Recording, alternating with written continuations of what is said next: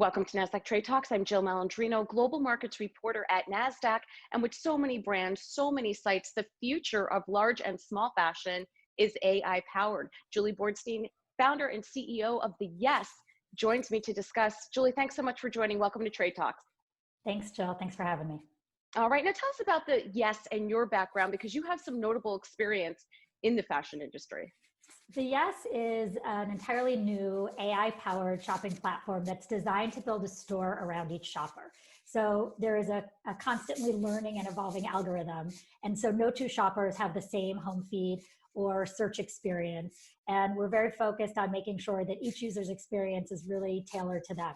So a consumer comes on, they download the app, it's women's fashion and it's on iOS right now, and they answer a few fun questions. And those are really important questions to give us kind of a starting point for the user. And then what happens is as you shop, you say yes or no to things that you like or don't like. You don't have to do that, but you can. And that helps basically inform us even more about your tastes. And so what happens is as you spend time shopping, the experience gets better and more tailored to you. And you'll learn about new brands. You'll see the brands you love. You'll see products and styles that are relevant today. And even search is really tailored to you. So if you and I were both searching for a pair of jean shorts, what you would see and what I would see would be different based on our style preference, our brand preference, our price preference, and what fits us well. So we incorporate size recommendations, and it's really a kind of novel and modern way to shop. Yeah, and you're no stranger to e-commerce and fashion. Yeah, I've spent my whole career in this space. I helped build Nordstrom.com, the first generation, and then worked at Urban Outfitters and helped Sephora really build out e-commerce, and then Stitch Fix. And so my whole career has really been focused on how do you make shopping better and smarter for consumers? And this is really the culmination of all those experiences brought to life. How has it been adapting to COVID-19? We planned to launch in March. We ended up launching in May because we wanted to step back and see what was going on.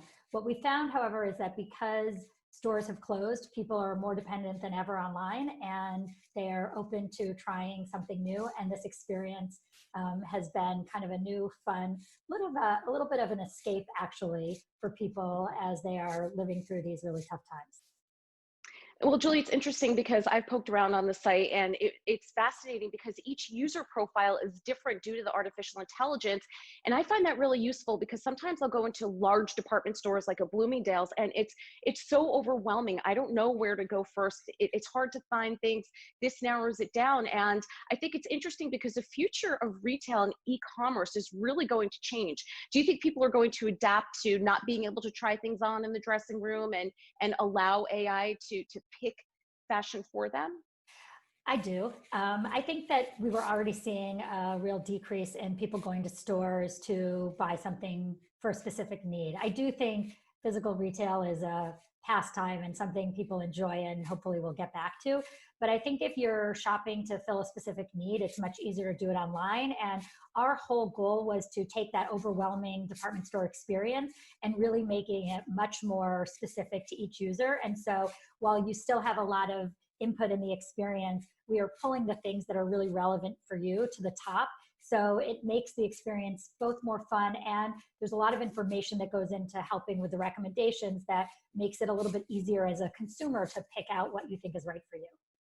And that's one of the reasons too I like the site, because perhaps there's things that you never thought of looking at on your own that you're willing to try and take chances when you might not have ever even went to that section in the department store. Yeah. Discovery is a really big part of the app. And I think one of the things that we've heard from users in the last week since we launched is how much they love seeing new ideas that they wouldn't have thought of themselves, but are super relevant and speak to them. All right, Julie, now to wrap up here, what's your outlook for smaller independent retailers relative to what you're seeing with an Amazon or a discounter, or as clothing and fashion becomes more online and more technology driven? I think that technology is going to help with the discovery of smaller businesses and new brands. And so I'm really excited about that. And that's a big part of what we think about. I do think that there is room for smaller businesses. I think there's a bit of an Amazon backlash going on right now. And I think we all want to find kind of ways to help small businesses. So my hope is that as the businesses get really focused around a specific user need, it's able to solve problems that perhaps maybe Amazon doesn't even solve today. All right, Julie, thanks so much for joining us and congratulations on the launch. Thank you. Bye, Jill. And thanks for joining me. I'm Jill Malandrino, Global Markets Reporter at Nasdaq.